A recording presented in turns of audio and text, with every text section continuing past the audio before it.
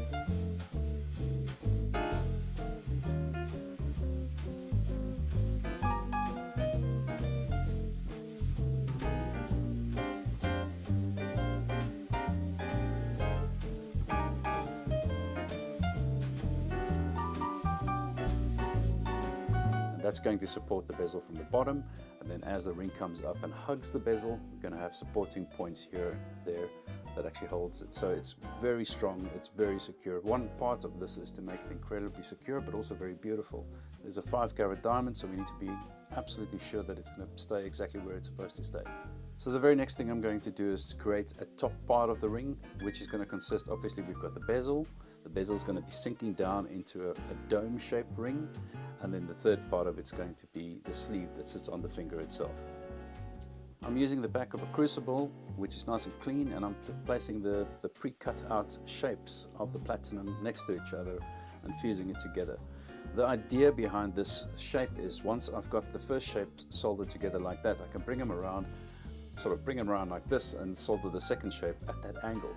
I'm taking the top part of the sleeve that I've created for the dome ring, and then with the bowl punch at the bottom of it, I shape it around, hammer it until I get the desired shape that I'm looking for. Now the desired shape has got something to do with the bezel. I don't want it to be bigger than the bezel. I need it to be just slightly there, roughly the same size, and then to break down from a certain height to meet the shank at the bottom. Once I have created the dome shape and I've created the shape that I'm comfortable with, that's in balance with the bezel that comes down and seats itself into it. I can then copy that shape by putting it onto a sleeve.